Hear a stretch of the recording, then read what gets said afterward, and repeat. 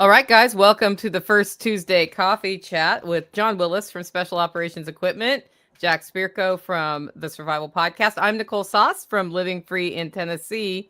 You guys ready for Christmas? Yeah, a little bit. Didn't Christmas already pass? Didn't we just do Christmas? No, that was Black Friday, John. I know. Yeah, you just said you're buried in orders. We are. Yeah, we'll run another till Friday. If you run a business, Black Friday is kind of Christmas. Yeah, I mean, we got buddies that make all their money on Black Friday. Like literally 95% of their incoming revenue is Black Friday. Yeah. 30% of my annual revenue at Hollow Roast is between now and Christmas. Yeah. I was going to say Cyber Monday, Black Friday, the whole thing. That's why I spent $1.25 on this candy cane, just to celebrate. You know, even doing memberships, like I just looked at my incoming revenue for the next week from recurrent revenue, from renewals, and it's like Always 3x what my average is. Yeah. Yeah. Which is good. That helps all of us. So guys, keep spending money. Also, it's Giving Tuesday, so today's you're supposed to do a charitable contribution today. So shout out to Grindstone Ministries on that one. They've got a campaign going, and I know my people have supported their work a lot. So just reminding y'all they exist, grindstoneministries.com. Okay, so I haven't talked to you guys in a month, and the thing I want to talk about first is, John, are you going to redesign your micro rigs so that the red shells don't show through? I don't even know what he was talking. There was a lot in there. He had a lot of advice right there. Yeah. And of course, when you click on any of his stuff, there's no evidence of him having done any of the things he's talking about. Yeah. Yeah. He got one of those comments where it's like, you should redesign this completely to meet my demands. He's like, and it was a lot. You can see the red on the shotgun shells, and that'll get you killed. He's obviously never seen, green shotgun shells or any of the other shotgun shells. Yeah.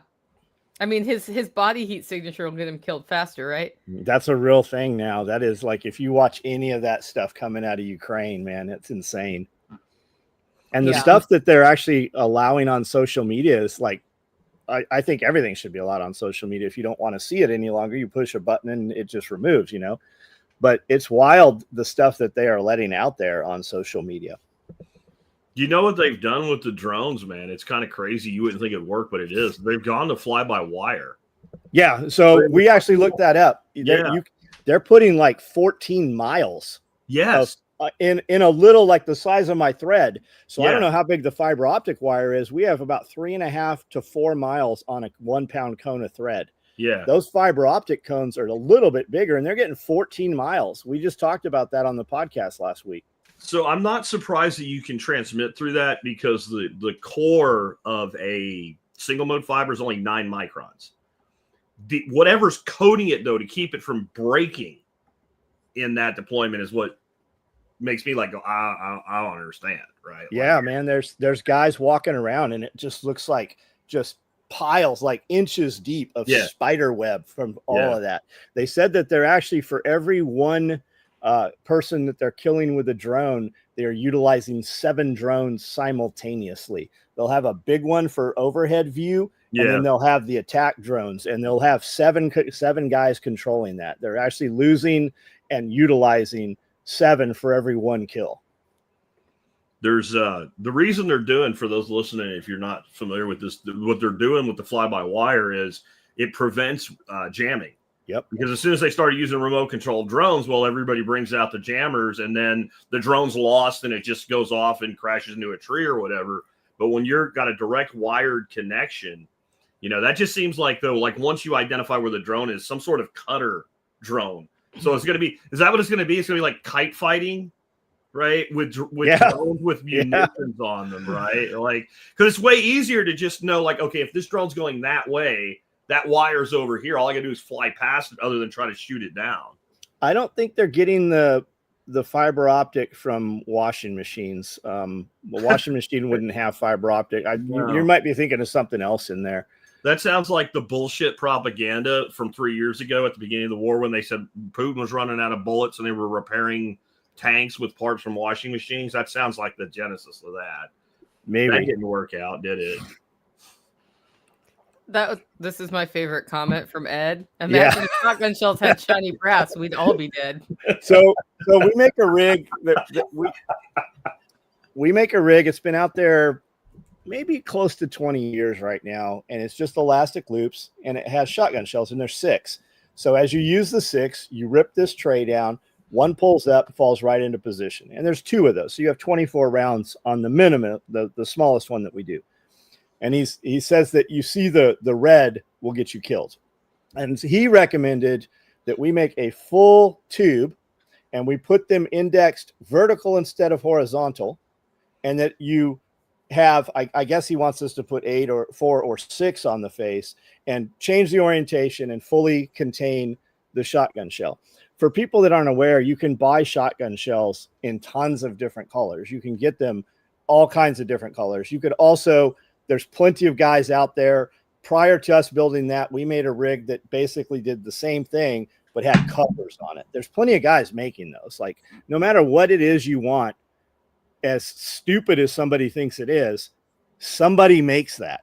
And if when you go to a company and you're like, hey, you should make this thing, nobody makes it. That's a clue. That's generally because nobody wants it or it doesn't sell. Yeah. But do you guys get the Gecko 33 reference? Does anybody? I do not. You do. I'm surprised you don't, given the business you're in. This goes back to the early days of the internet and one of the like tactical forums and shit.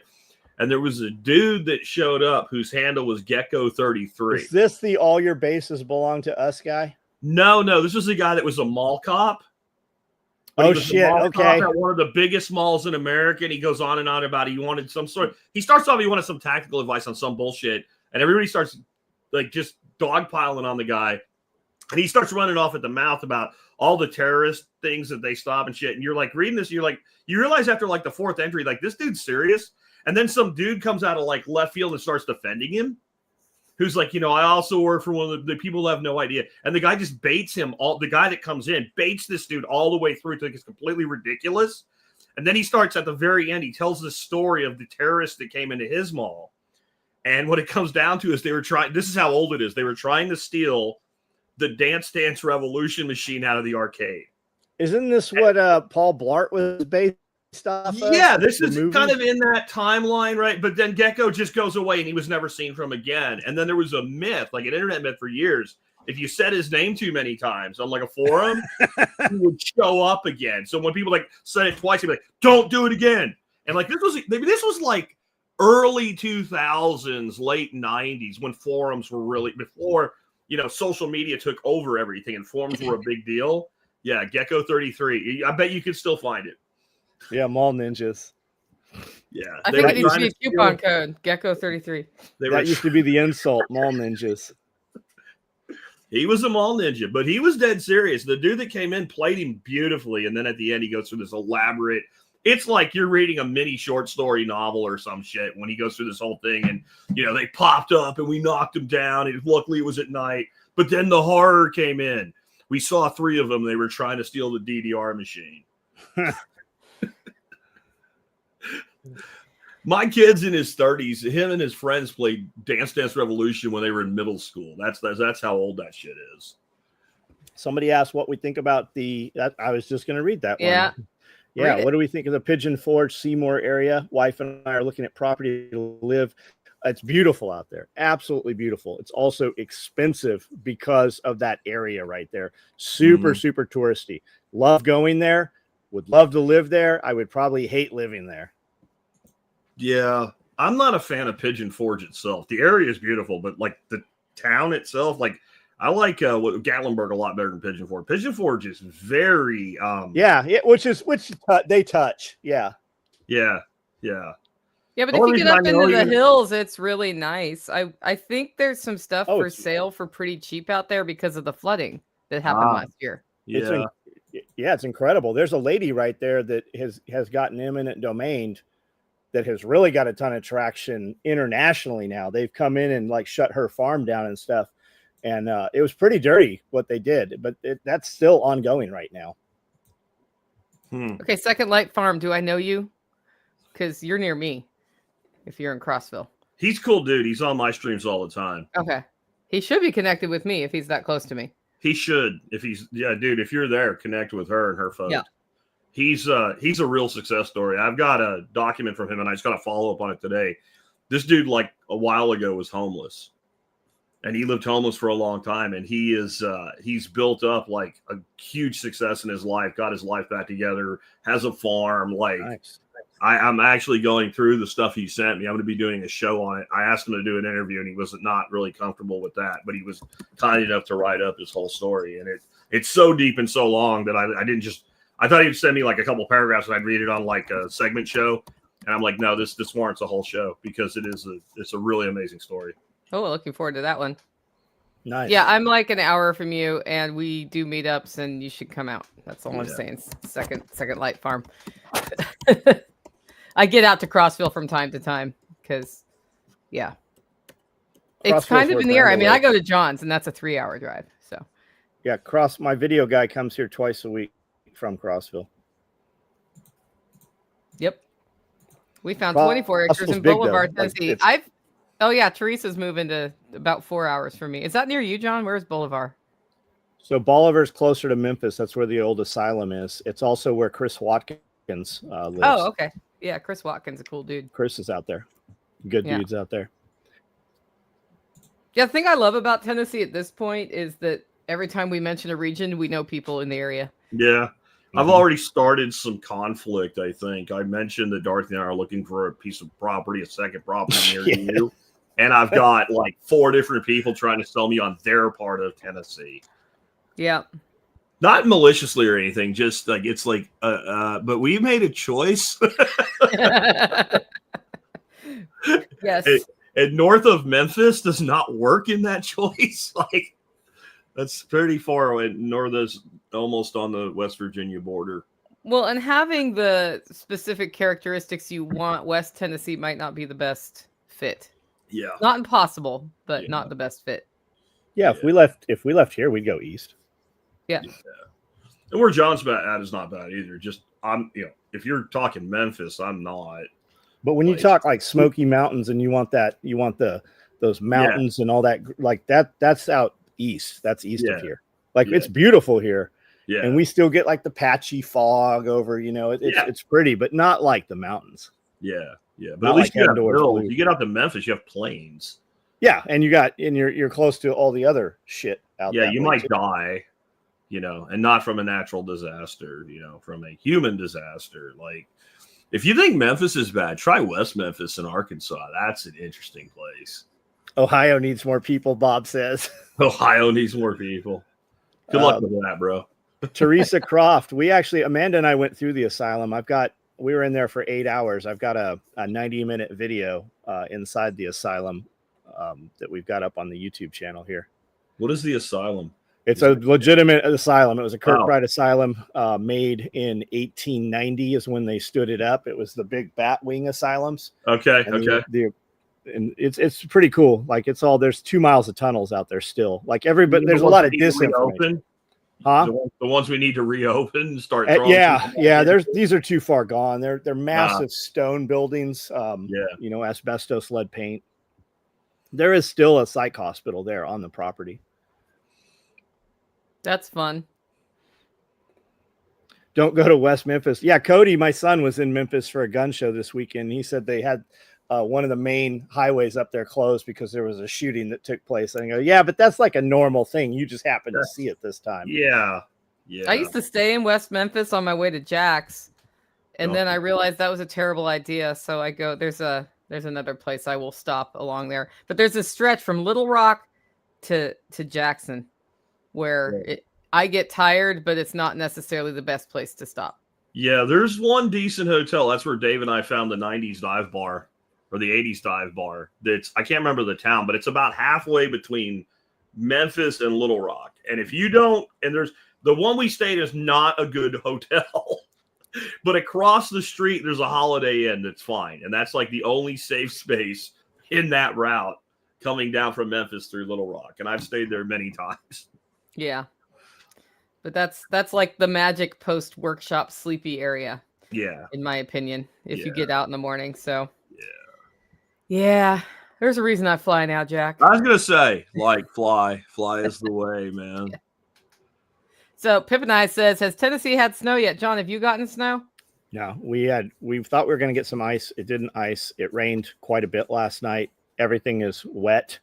It's they say it's 28, but I don't have any ice anywhere here, so I don't think it's 28.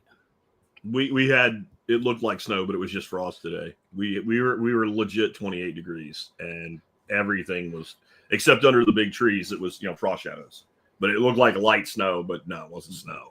There was a big to-do about us getting snow in Tennessee for the last whole week leading up to yesterday. Mm-hmm. And we got rumors of snow for sure. Rumors of snow.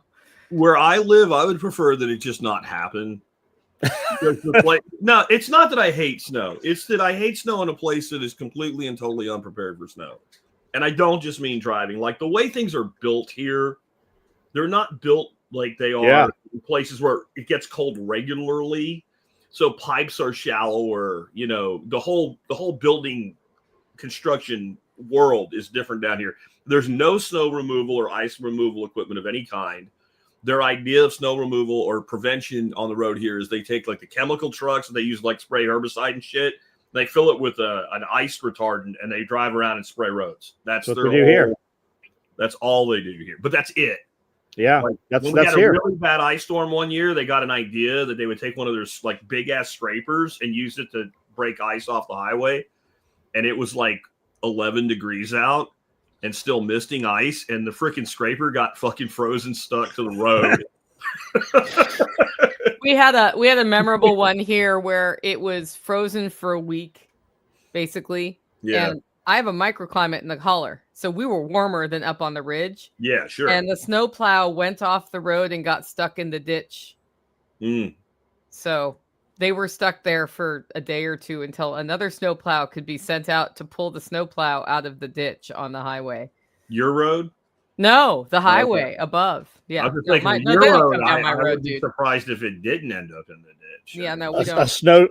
A plow truck can't get down Nicole's road. No, I don't think they plow Nicole's road. I don't think they that. don't. Skid steer from a neighbor is the best we're gonna get here.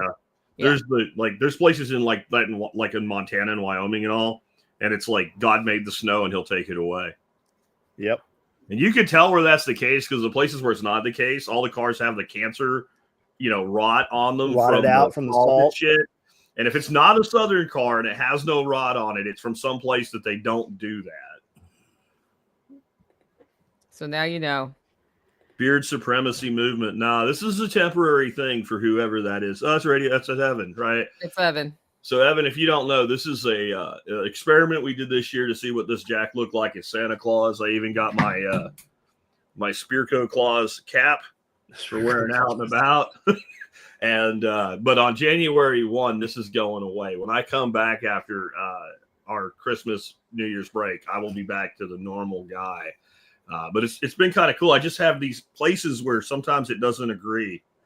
Promotion for beard, Kentucky Rebel Scum beard salve or ointment or whatever the hell you call it. Beard balm. It's great. That's the guy. That's Travis who makes the Kentucky Rebel Scum hot sauces as well. Yeah, that's so good. Yeah. I need to send him coffee to put in his store, which I have not done. Yeah. I need to reach out to him about MSB. Yeah. Yeah, that stuff's delicious. Yeah. I serve it at every event. Like he sent me a whole kit and then I just put it out. I need like little cards that tell people what it is. He was in the beginning when I reached out to him, he was like, yeah, I'll send you some and talk about it. And then he kind of blew up right as he sent it out. And he's like, no, don't. Like he was like so overwhelmed. And so I didn't ask him to do any kind of discount or anything. Because I'm like, when you're selling everything you have as fast as you can, you don't need to do a discount. Well, he got a license where they can do they can scale now. And so I think now he has enough product that he actually, isn't selling everything he makes the second he makes it. He was doing drops. It was kind of cool to watch him grow that fast, where he would be like, we have 200 bottles of, X and 200 bottles of Y and 200 bottles of Z, and they're all going to drop on this day. And in 15 minutes, it was gone. And that was really cool to see him kind of grow that quick and build something. And somebody was just asking me, do I have a product? Yeah. So curious, Jack, do you have a product or do you have a company? Yes. And yes. And A few. I am best known as the host of the Survival Podcast. My main product there is actually a discount membership. That's what I was talking about with MSB. I also do some other things. I'm an author. I write books. I've got courses on AI. I've got courses on permaculture. So we have a whole bunch of stuff. But you can learn more at thesurvivalpodcast.com. Is that Michael Jordan, the bee guy, Michael Jordan? If so, good, man. Where you been? Don't know. I bet it is, because he's repeating that statement. That's a very Wyoming statement. God put it, God will take it away. That's probably him. Yep. Okay, what's the status of your snake hut, your snake mansion, John? Oh, it's done. It's done. Yeah. It's done? Cage is in. Snakes are in. Almost all of the snakes. We've probably got like 30 that we still got to move in. Do you have people helping you take care of them, or are you just doing it? Nah, just me and Amanda. Yeah. Are you going to get into frogs next? I love frogs. Will I get into frogs? No, you can't walk away from frogs for a couple of days. It's like having a saltwater aquarium that's in a micro cube. There's like same with chameleons. I don't have chameleons either. I love looking at them. I love those dart frogs, what most people call poison arrow frogs. But no, probably not. Did you know that they do not get toxic in captivity? Because they don't eat the bugs that they need for the toxicity. And I don't even think they're sure exactly which bugs or combination of bugs, but where they live native, it's something they're eating that creates the toxin that's emitted on their skin.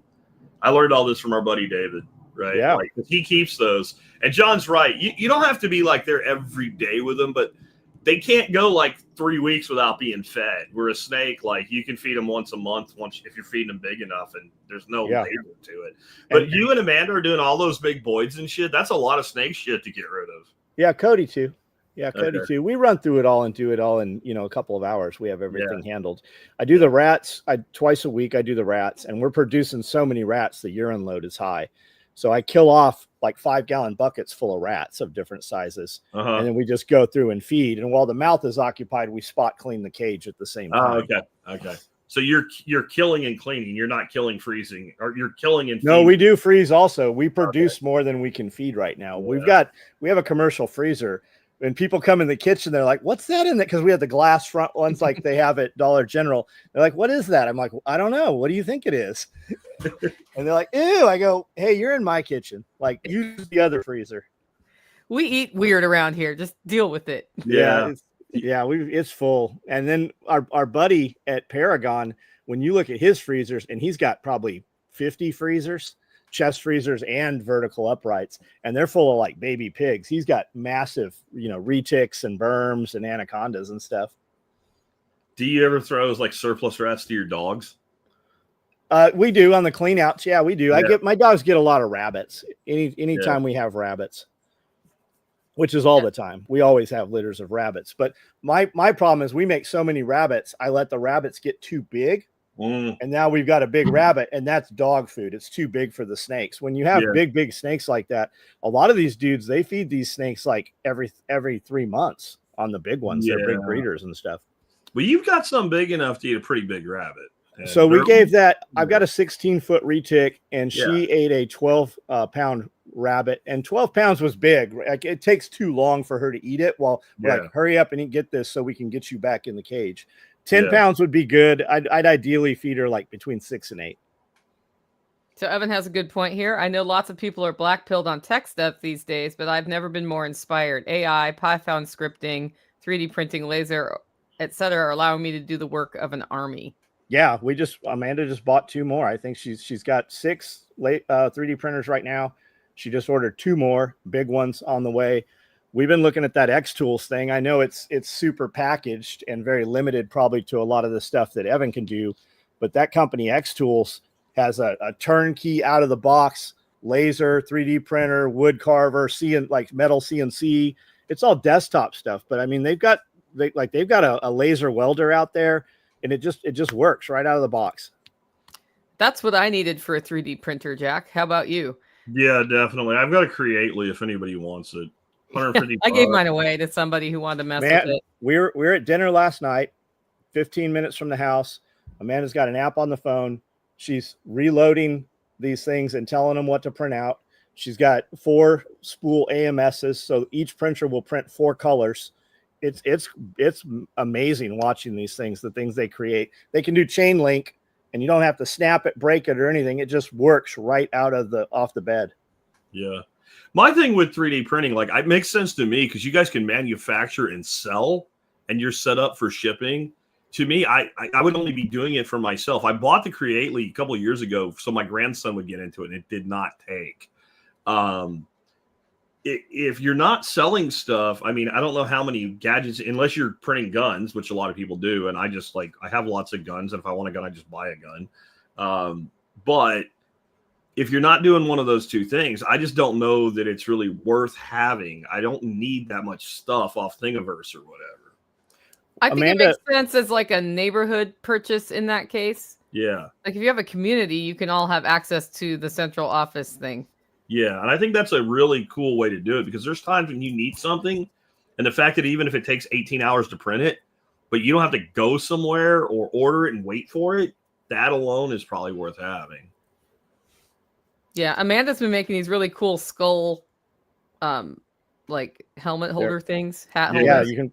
They're for night vision helmets. They're for helmets with night vision and ballast, 3D. Those are super cool. She's made all the tool holders and dividers and all of the stuff. She's got, we got Omni wall on the wall over here, and she wanted some Tiffany blue stuff. So she just printed up all that stuff that holds everything. It's wild how fast, and the grid wall and stuff that they make for that. But it's good. Like we've been printing all of our 3D patches, our American flag patches in all of our colors and all of our logos and stuff. It's awesome. Lost Nicole for a second. But... No, you didn't. All right. I had to sneeze. Oh, okay. Everybody didn't need to sneeze. Then we would have saw you go. Yeah, I mean.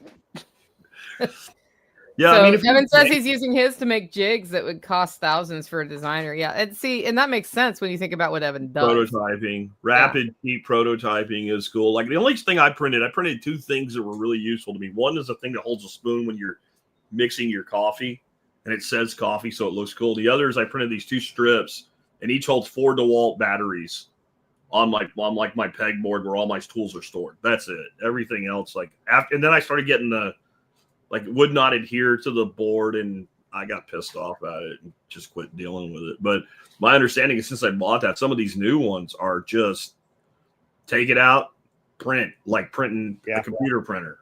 Yeah, but Amanda's looks badass, actually. Yeah, we had to run dehumidifiers.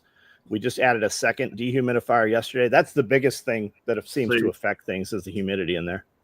See, and I don't care enough to do that. But like Nicole's saying, if you have a community where everybody's using it as they need it and you're kind of in on it together, and since it's networked, it can be in some central location, and then as long as it's available, you can start a print from anywhere. That's kind of cool. Well, and that was the justification for the freeze dryer originally. Okay. But I'm pretty much the one who uses the freeze dryer. That's even better. Like everybody goes in on it and you're like, it's here. And then it's just like you have it, but yeah. Yeah, I'm sure some hiker meals will be made again. It was broken for a year because I didn't have the desire to deal with the troubleshooting. But I finally did, and it was a stupid $5 part. Yeah. And they were, everybody complains about Harvest, right? And how awful they are. Their customer service was stellar. I paid because I was out of warranty. I paid for the service. Mm-hmm. But when we started troubleshooting and then my stepfather died and I was like, I got to focus on some other things. They're like, we'll just mark it as closed and we'll open it again whenever you're ready. I waited months and no problem. They opened it again, made it all the way through the end. Very clear instructions, always easy to schedule. So I don't know. I guess other people have had other experiences than me, but I've always had a really good experience with their customer service. I haven't heard much bad about them. I've heard a lot of people tell me you need to get one. And I'm like, yeah, okay. I think you need to move near Nicole and use hers. Yeah, I went out to Tim and Mary's and saw how they do all this climate control shit and all. I'm like, again, if I want something freeze dried, I'll just buy it. Yeah. I think Bob still has 3 that do not work. He bought them, during COVID. I think he's actually even been to Utah. I'm pretty sure he went there. Really? These things, yeah. And they didn't get them working. They had a bunch of shit I think happened during COVID where they had to scale And I don't know where the parts were sourced or what the deal was, but there was a lot of them during that time that did not function correct. I know they have a shitload of them because I have an insider that works there, and he said they have a shitload of them that are like fixed and sitting on the shelves that they sell used, but you have to ask. Yeah, that's how Excalibur was too. They had like refurbishes. Yeah. Kevin, I don't know about overland stuff. Just if you got something you want, just, hit her up with it. We'll take a look at it. Josh, as far as the filament dryer, she's got all the filament dryers, but I think you got to understand, Amanda has hundreds, like no bullshit, hundreds of spools of filament. They come on kilo, and she's starting to buy it by the pallet now. So that's going to be another problem also, because we can't put a pallet in that building. That pallet's going to have to come into the unclimate controlled garage. But I mean, it's not a problem until you open them, really. But I mean, the temperature differences and stuff. Yeah. When are you building your 3D printing building?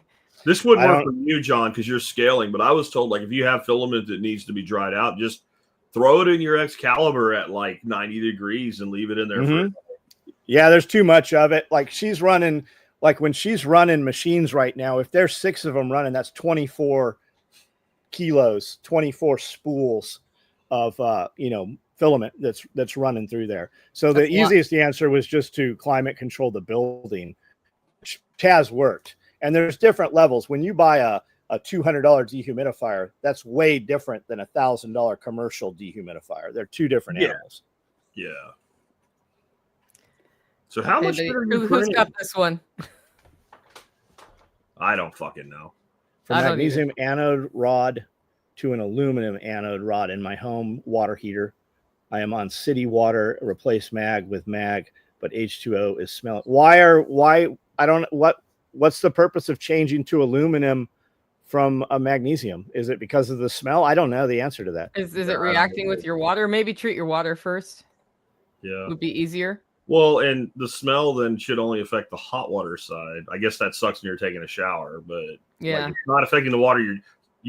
I am personally of the belief you should not be cooking with or drinking with water that comes out of the hot side of your shit. I just don't like. I'm with you on that. That is not because of the water heater. Yeah. Okay. And pipe. Yeah, the heat and the continuous building up of scale and all of that shit, and like. I'm not saying like I think if you do it once you're gonna die or something. I just don't think that overall it's great for your intake. Like your water that you drink should come out of the cold side. It's just straight from the source. That's just how I feel. Plumber Mickey is weighing in with reaction with pipes. I don't know what that means. Well, the hot water heating, the plastic, and most pipes are plastic now. That's true. So you're either going through PVC or PEX on the outside of that hot water heater. That heated water is now moving through that plastic. And so you're not just eating water that came out of a pipe that made out of plastic. You're drinking water that came out of like hot water that went through plastic. Yeah, when they went from copper to PVC, it was supposed to be pretty bad. But then when they went to the PEX, it's even worse. The microplastics out of the PEX, they say. So here's my experience with that I really dislike it. I had an outdoor sink put in, and it kept clogging up. And it's just one piece of PEX that they tapped into the rest of my shit with, and they chamfered it off and all. And so I took the nozzle off the end. Like, it's one of those things where you can pull it out and use it like a dishwasher. And I unscrewed it, and I looked inside it, and there was blue freaking plastic that you could visibly see inside there. So I hosed it all out, put it back in, and it worked. And like the next day I was out doing something in the sink again, and it's fucking clogged up again.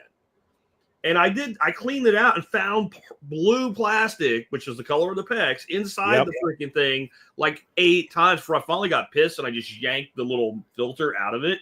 Yes, you did. Yes, I did. It comes out now. And if it's continuing, and just started fucking pulling. So you think that because it's continued so many times, it's not just residual leftover from the install. It's actually like erosion or something. Yeah. Maybe some of the other joining in other parts of the PEX plant coming to it, but like it never does that inside the house. Like I've never had it clogged up. And when I've, taken it apart and looked at it, I've never found plastic in there, but the extension that they added, it's just bleeding. And I'm sure that like it wouldn't now. It's been 8 years, but I mean, it was a persistent problem. So that makes you wonder how much is going in that water that you cannot see. Yeah. You can send that out and have it tested too. Yeah. Like you can randomly send, you can get a water test kit on Amazon. Most of the colleges will do it too. Jessie, she's running Pet G and PLA. There's 2 others also. I don't know if we do a live every night at 9. If you jump on, she can answer all your questions. And then she just ordered 2 more. I think they're P2S's, the larger ones. Everything she has cabinets. They're all computer controlled. They have onboard cameras. Very cool.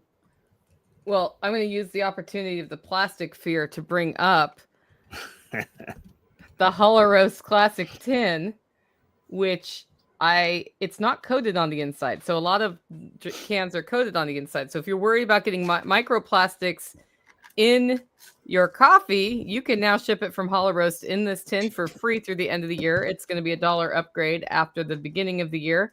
That's at hollowroast.com.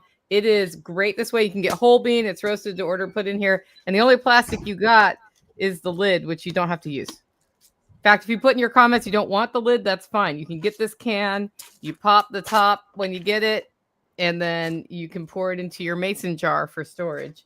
But they also look really cool, if I do say so. I agree. And the one that you gave me is now my ground coffee holder.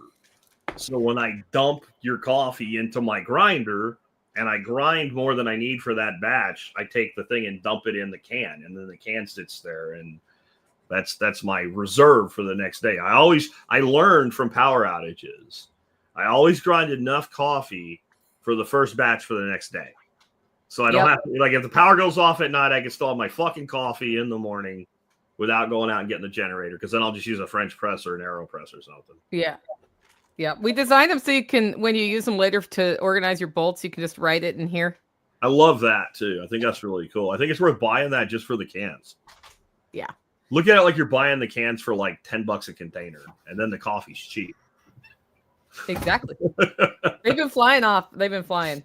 So we're going to be at a Dickens Christmas festival in 2 weeks. No, in 1 week, 1.5 weeks. And what we did was we put a Christmas branded sticker here for that festival, and I'll probably put a bow on top. But yeah, you need a sign that says, "Please, sir, may I have some more coffee?" We have, "Please, sir, may I have some more espresso bites" in that festival. Yeah.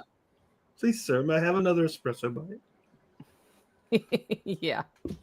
Okay. Thank you for supporting my shameless plug. If you are an MSB member, you do get a discount on that. hollowroast.com.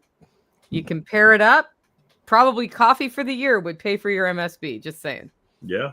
Yeah. From all the coffee vendors in there, as a matter of fact. Here, hit them 2036 as we were expecting 50 cans this week. Excited to hand them out to our customers.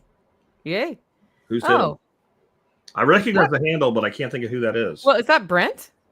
Might be. I didn't know what his those cans were shipped. Wonder where they're at. I'm actually surprised they're not there yet. They're somewhere in the ether. They're somewhere. Well, it's Black Friday right now. Like everything's. I know. Well, because Evan's got some coffee headed his way too, but I did not email him the shipping. We've got Amazon coming in here 3 times a day. Like we had on Sunday, FedEx and Amazon both delivered, and then the other day we had a delivery at 7 o'clock, 8 o'clock, and 9 o'clock. 3 separate trucks coming to the exact same location from Amazon. That's so weird. Mm-hmm. Yeah. Yep. See, I'm now like, where is it? Well, you know what? It's in the state where it's arriving, but yeah. Apparently hasn't been delivered yet. So it's out for delivery today. So if something does arrive today, it's arriving today. Yeah, it was really cool to launch the cans, and then I got a corporate order. We did a customized corporate logo here for him for gifts for his customers. I'm appreciative of it because it has my brand on there too. So maybe some of them will buy some Hollow Roast next year. So, what kind of coffee grinder do you all recommend?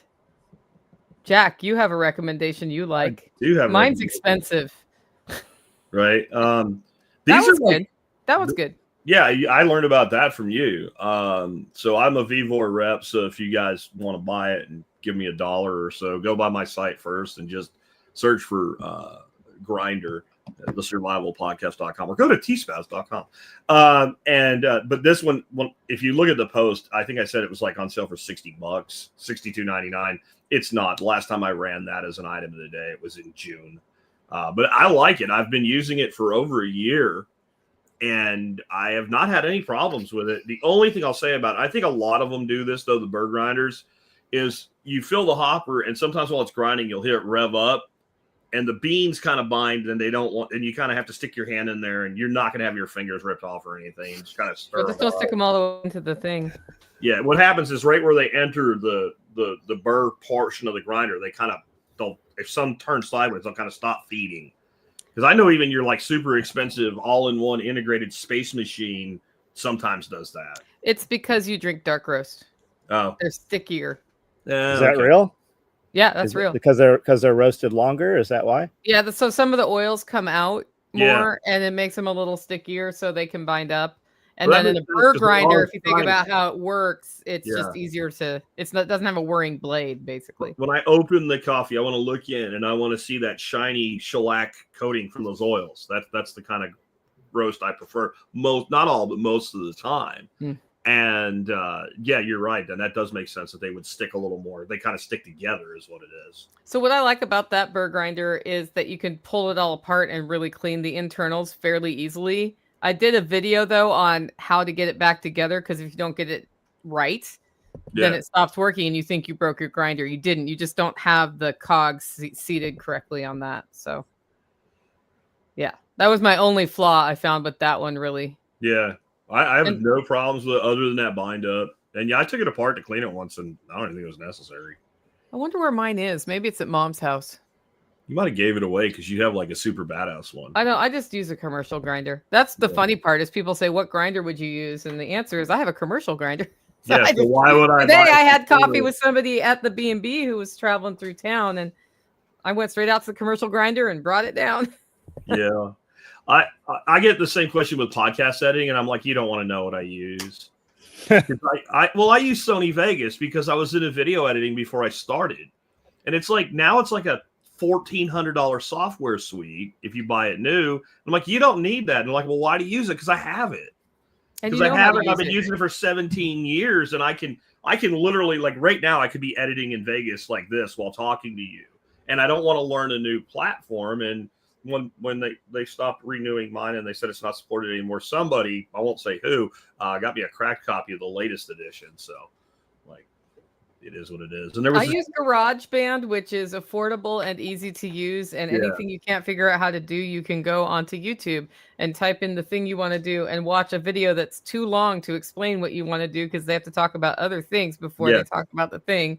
But I've been using GarageBand. Same thing. It works like is it not Final Cut? It's what's the other one for audio only? The Adobe one. I don't remember. I used to use the Adobe one before I got into GarageBand, but that one's thousands of dollars too last time I looked. So you can do it all with Audacity. It's just a little clunky, and it's free. I use Audacity still as a recording tool when I do audio, like when I do my expert panel shows where it's not video and I'm just doing audio. I use Audacity to record all my parts of that while I mix in all y'all's stuff from expert panel.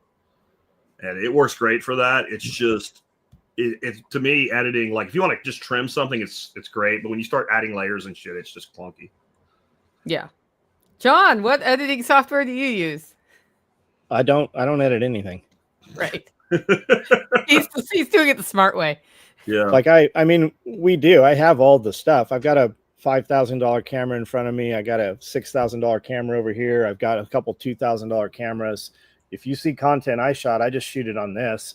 Brandel, anything where we're moving is shot on a DJI Osmo, a little tiny camera. And we have all the stuff. He uses, what's the Apple program? That's what Final is. It Final Cut? Yeah, that's what we cut everything in Final Cut. Final Cut. And then I've got the big Adobe. I've got the massive. I have a computer that's just an editing computer. I don't edit any of that shit anymore. Yeah, there was no reward for it. Like, we get more views on the run and gun fast stuff than any of the. If I build a beautiful, 6 days and we, put thousands of dollars into making a 30-minute video, I get more views on a a 2-minute video that we didn't even edit, where I'm just, stuttering and yelling around, acting crazy. I think people appreciate the authenticity. Maybe. Right? Yeah. When I say editing, like I don't actually do much editing. Like when I do these streams and I have to put it in audio format, it's more of a conversion to MP3 and leveling it out and throwing bumper music on it. That I don't actually take anything out. But the only thing I'll take out is I do have live streams when I don't have anybody with me and the wife is gone and one of the dogs comes to the door and starts doing I'm going to shit on the floor if you don't let me out bark. And right in the middle of the stream, I'll have to get up and go put the dog out and come back. And then the only editing I do is the blank space in there. I just take it out for the audio side. Otherwise, I don't edit shit. But the expert panel shows have to be edited because people like Nicole on the panel, they send all their answers in and I have to put bridges in and shit. But the live streams, I don't edit crap. Like, here's what I don't get, John. I don't know. You don't really go on other people's shows, but like you go on somebody else's show and they do Zoom or StreamYard or whatever and they record it. They don't live stream it. And they're like, yeah, man, I'm going to run this like in 6 weeks. Why? I'm like, what the fuck are you? You have to put it to the editor. I mean, like, bro. Like, that's because they're outsourcing their shit. It's going to Fiverr or wherever it's going. Well, it would take me longer to explain what edits I want than to just do the edits. It would take me longer to send the fucking files to these people because I get this like once a week. Jack, I've been watching your show, which is bullshit, right? They have never seen an episode. For so long, you have a great podcast. You should stop wasting your time editing. Like, it took me longer to read your bullshit email than it takes me to edit an episode. Like, I've never understood outsourcing your editing for a podcast. For like a DVD or major video production or something, totally. It's time consuming and shit. I think we just have a lot of people to get into podcasting and they don't learn the skill, which takes, by the way, about a day.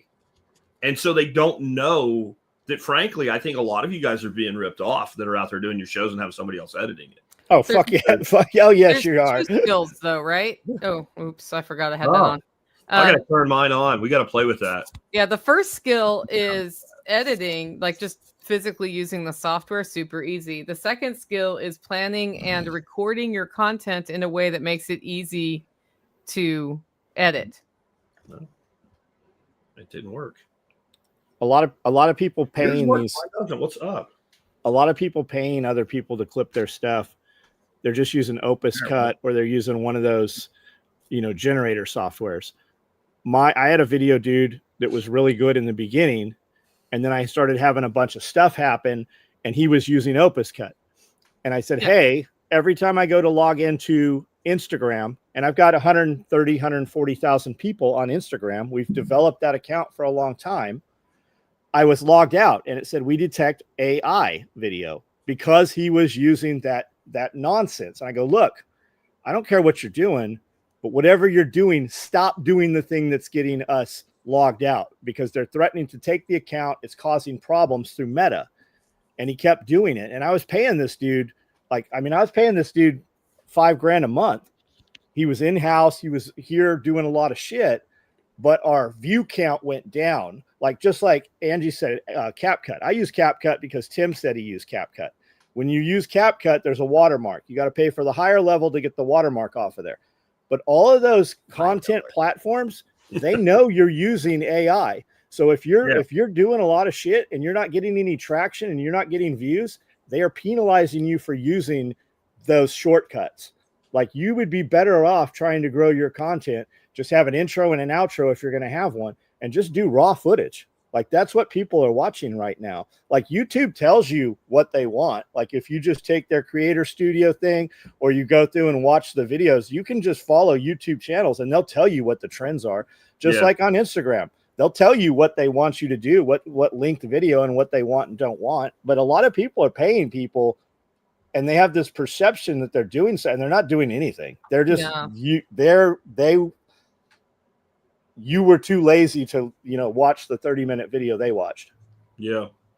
Yeah, I used Opus Clip for a while and did well with it until the social media networks figured out what was going on.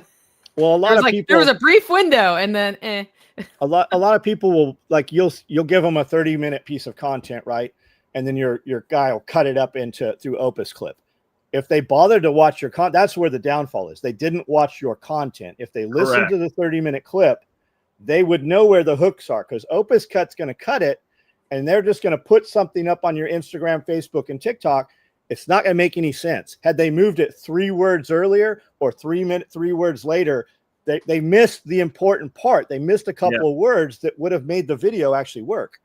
Yeah, that's what I noticed when I was using it. Like, it didn't actually pick a bad part, but you had to extend it back and maybe forward and play with it a little bit to get it to actually be congruent and make sense. Otherwise, it was just like this random grab. And even though it picked a good topic or good piece of the content, it didn't frame the context worth of shit. And yeah, I think it was analyzing how many views or interactions you're having in that moment. Yeah, you use the shorts to drive traffic to your long form. So if your shorts don't work, they're never going to bother to go subscribe to anything long form. When Jeff and I do the podcast, I'll go, there's your short. There's your short. There's your short. Yeah. Brandel edits those pieces out, but that's the short, like that 2 minutes right there. Come back 20 seconds, come to the, and let it run for 2 minutes. Yeah. And those are the shorts that work. If you look at our TikTok and our Instagram for Pulling the Thread podcast, we've got 20 million views on a lot of those. That 1 minute little short, because Jeff said something that will inflame the TikTokers. Yeah. I quit doing TikTok because they banned me. I don't even know why. Oh, I quit doing it because if I opened it on my phone, I wasn't disciplined enough to stop looking at it. So I had to take it off my phone, and then I forgot it existed. And YouTube now, when you're going through YouTube videos, they keep targeting you. Every 3-4 videos, they target you on shorts. So if you get in there, you're just in that feed, and it's harder to back out of it now too. Yeah. Yeah. Well, I had a listener who would send me 3 to 5 clips per show a day with the minute mark, which I was appreciative of. And some of them would do really well, but in general, it was not reaching my goal of driving. And so I figured it wasn't worth the effort at that point. That's right, Rebecca. It took longer to fix Opus Cut clips than it did to just edit them. Yeah. Hi, Rebecca. I know it's working for you, John, and maybe because of your format and your style, but I wonder for a lot of podcasters, would they just be better off for this short form if they just fired up whatever they use to produce video content and just made a 1 minute video talking about what we're going to talk about today, or just saying something. And if you want to know more, then we talked about it on this. And then so that's what we've been doing. We, on the table videos for the gear, we'll shoot the 10, 12 minutes. And I'm like, okay, now let me roll that. You'll even see me. I go, okay, I'm going to tell you everything you need to know about shotguns. I'm going to tell you everything you need to know about all of our shotgun products in 2 minutes or less. And then boom, we just roll it out. And I just say the same thing super fast. And then at 30 seconds, Brandel flags me. And then I just finish up. Wrap it up in under a minute. Yeah. StreamYard now, you always knew this. StreamYard has the ability to do the vertical and the thing, but they made it easier now. And to me, if I ever start fucking around with short form again, that's all I'm going to do is just cut, 1 minute to 90 seconds worth of shit, and then just drop that only, and then not really pull it out of the longer content. When I do shorts that are specific to being shorts, they always do better.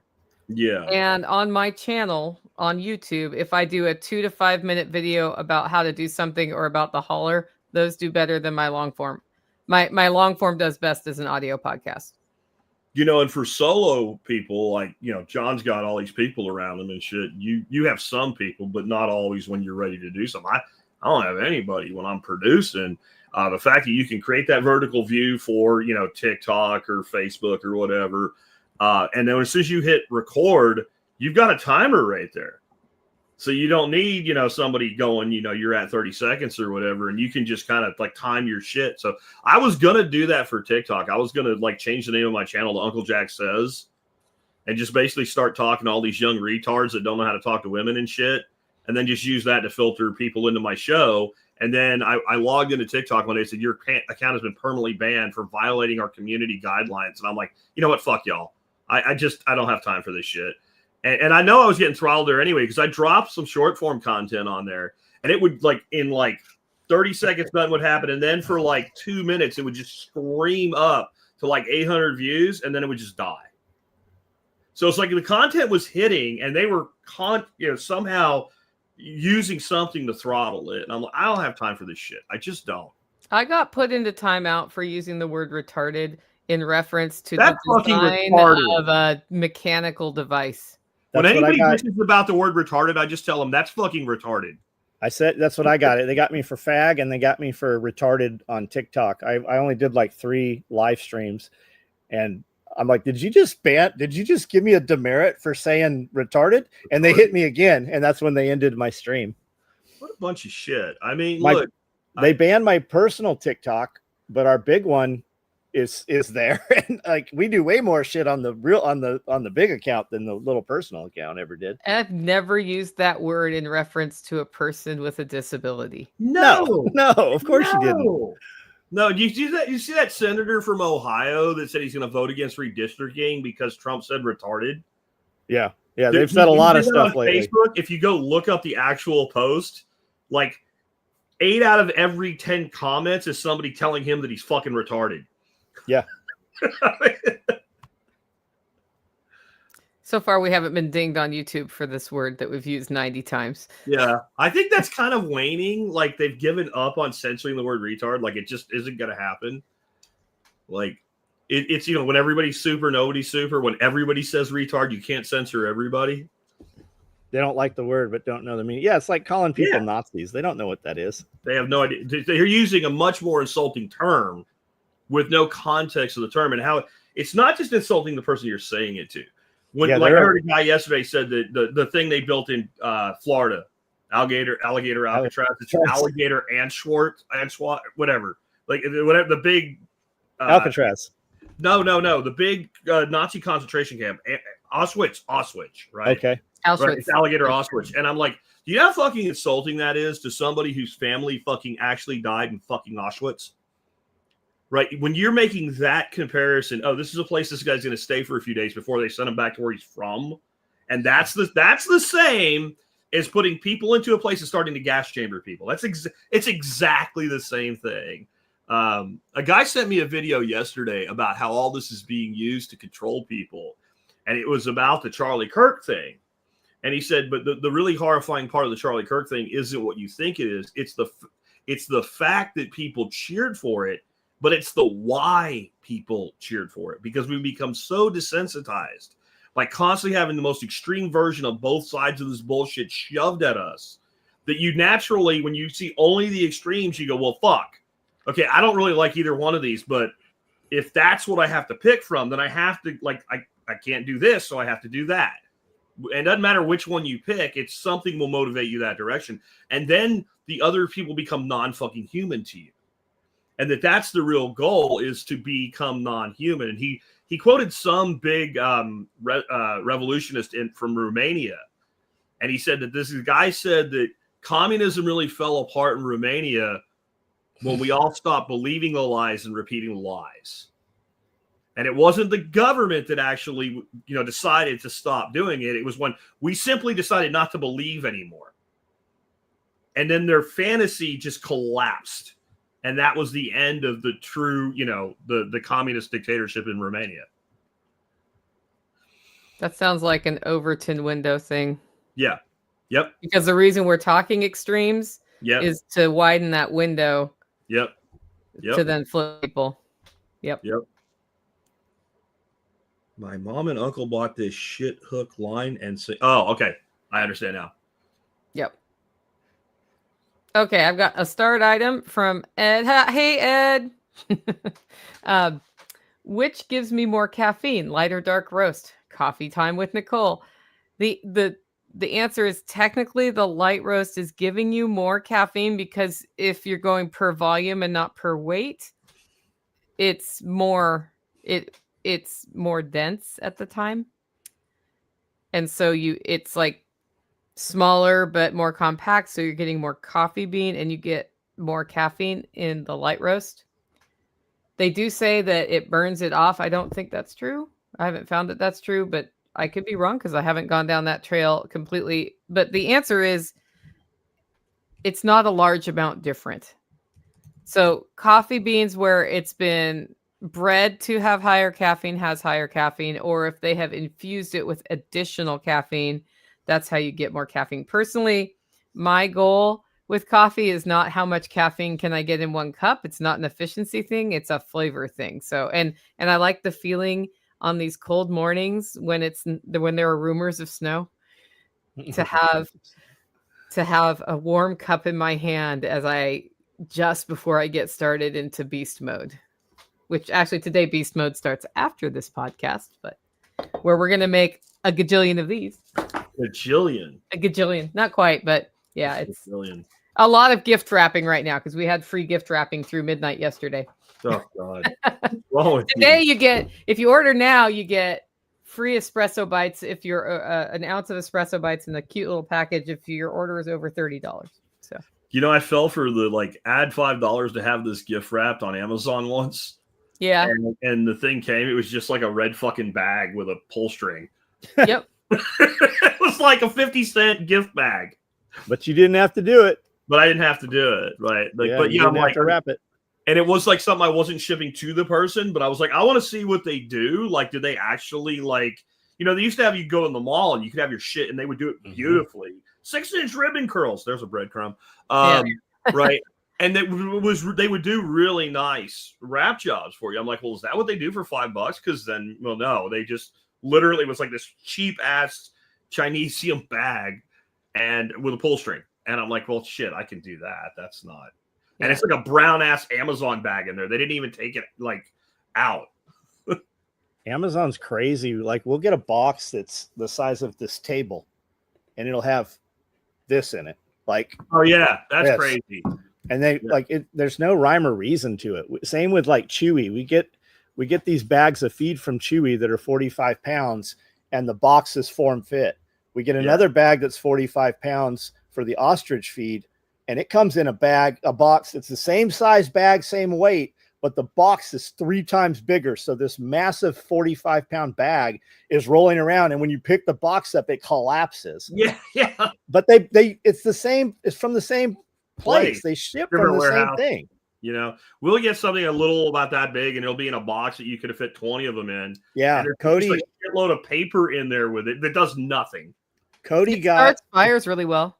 Cody got 2 Surefire 123 battery rechargeables with USB, 2 batteries, literally 2 batteries in a package, clam pack seal, in a box that you could have put this chair in. Like the chair I'm sitting in could have fit in this box, and it just had 2 batteries in it. You ever get something from them that's fucked up and they say it's not eligible for return because it has batteries in it and you can't ship it? So you're like, you motherfuckers had no problem shipping it to me. Right. We would buy 24 heat bulbs, glass light bulbs, red light bulbs for the bearded dragon cages. And inevitably out of 24, some of them would be smashed, and they would never just send us 3 more. They'd send us another 24. And they did that shit for years. Like, we had shelves full from the damaged ones we would report, and they just kept sending them. But now they've got actual good packaging to ship light bulbs and stuff with now. Yeah, I did that with glasses once. I wanted Glencairn glasses to have them embossed. And the only way I could get them was Amazon. And Amazon shipped 4 cases to me so I could get a case. A lot of they would every time the UPS driver would be like, I think something's broken in here. Yeah. Yeah, because you took the glasses in, no padding whatsoever, and just shipped them. Okay. One made it. So I use bags for some of mine, and I hand wrap others. It just depends on what it is. What good kitchen shears that come apart do you recommend? We'll be using to spatchcock a chicken or a turkey.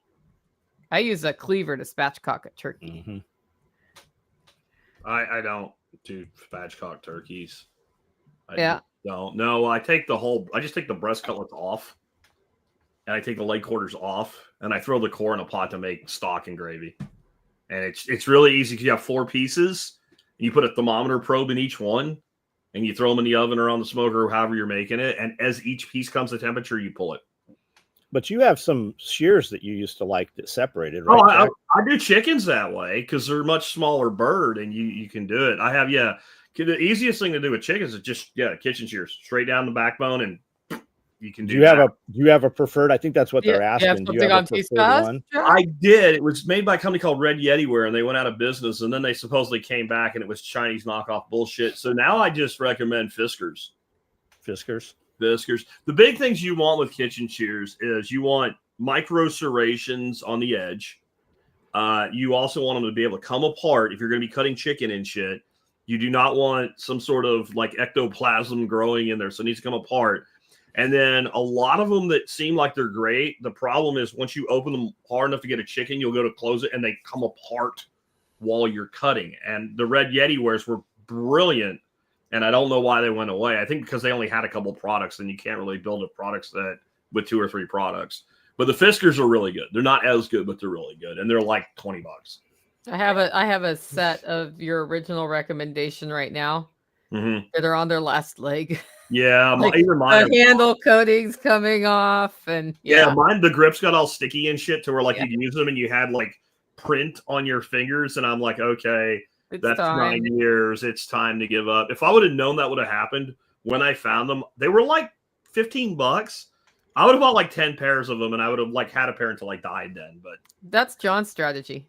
Yeah. Well, I mean, I'm opening stuff out of the packaging now that's older, and the rubber, just like on Oakley sunglasses, the rubber on Beats headphones, the rubber has trashed. Like that's just, it times out. You could have it brand new in the box and it's trash by the time you use it. So that strategy hasn't, they've made that stuff to fail.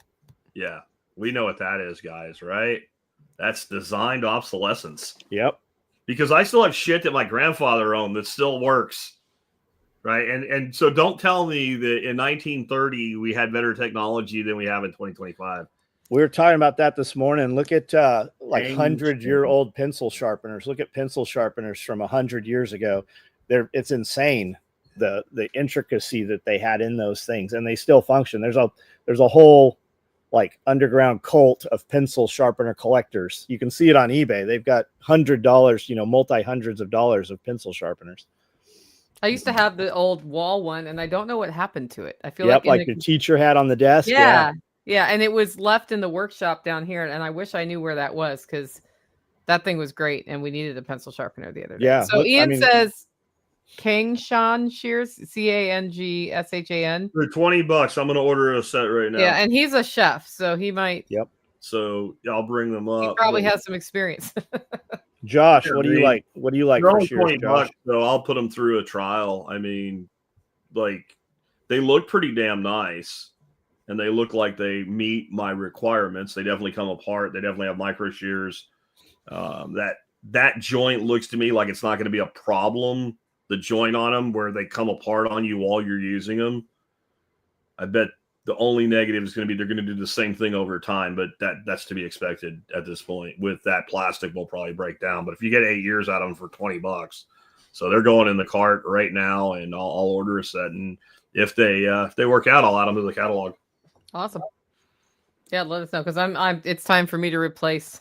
Just Chinesium, but gets the job done and easy to replace. Okay, yeah. Chinesium. That is an issue. Well, and Chinesium isn't as good as it used to be. Yeah, that's the other side of it. Like, and what really sucks is a lot of these Chinese companies in cutlery have snapped to the concept that people actually really value Japanese cutlery.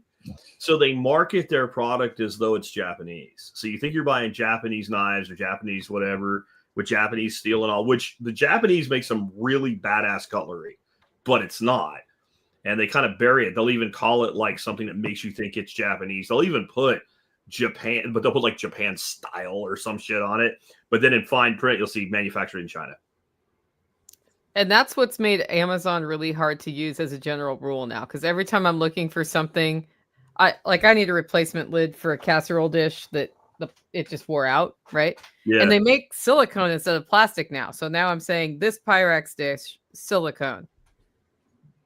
And it's all sorts of Chinese whatever plastic, doesn't even fit things. And it's because the search terms are owned by them. And somewhere down on page 10, I'll finally find the thing I want. It's frustrating. Yeah.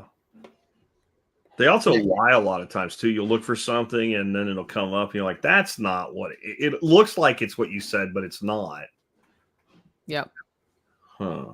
Next on that list needs to be digital thermometers. Jack's digital thermometer is a great recommendation because you can change the batteries and it just works. And it turns off if you leave it open. Yeah, that's... I have 2 of them. Yeah, Thermomaven. Mm-hmm. Yeah. The Thermomaven. Those are great. And that was the big thing with them. Like all of the ones that I bought before I found these, they had 2 big problems. And one was they did not have like a you left it open kill switch, which is just annoying and stupid. And there's no reason in 2025 for an electronic device to not have that. But the other thing was they used like the little flat freaking batteries like we use in like thermal scopes and shit like that, which is fine, except the way they're designed, it's like once you take one out, you can never get it back together. You have to be a fucking neurosurgeon to reinstall it and the gasket and get it to work. So you get pissed off and throw it away.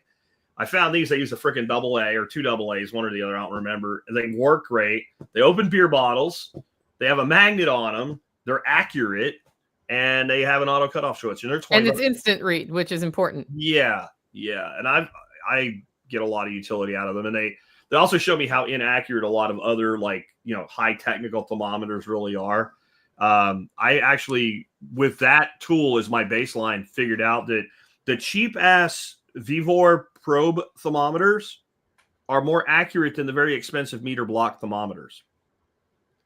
That's good to know. And they're more accurate than the freaking plug-in probes that are integrated into my Pit Boss smoker. Those are off by about 10 degrees to the low end, which is probably why that lamb needed to be finished on that flat top. Yep. That's why it looks so. It was it was very still raw inside, but it was delicious. It was so delicious. I would do it that way again. That little quick 30-second hit was all it needed, but that's why, because we thought we were at like 136 and we were really at like 126. Yep. Okay, does Hollow Roast have a French roast whole bean? Yes. Order it Siegler roast, and you will get a French roast whole bean. Any coffee on the site, and I can ship it to you in this beautiful tin can with no plastic inside the can. Yes. I'm looking at those Kangshans that guy mentioned. They've got one, Nicole. It looks dramatically familiar. A different version. Let me show you. Yes. That one on the left there. Doesn't that look really familiar? Yes. And they cost less. And it's a double set. I'm ordering that shit right now. Yeah. We'll see. Proceed checkout. All right. So if anybody's confused at how you place an Amazon order, you just watched. There you go. Done. It's all set. Mine asks for a PO before I can order. Oh, because you have it set up that way. I do, because it's really easy when I have the person who helps me code everything, code it, it's there. And then I just have to double check that it looks right. Yeah, I got you. Yep.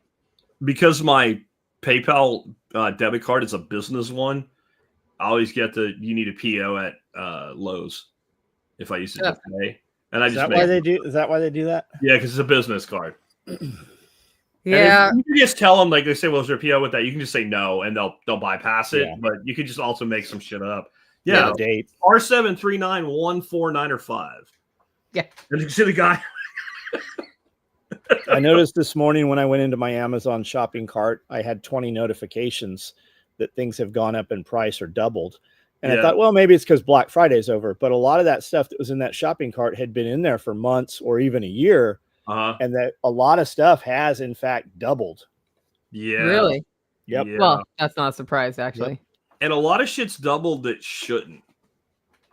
Like when you look at it, this is not something hit by a tariff. Like they just, I think there's a lot of people increasing pricing because they can hide underneath that.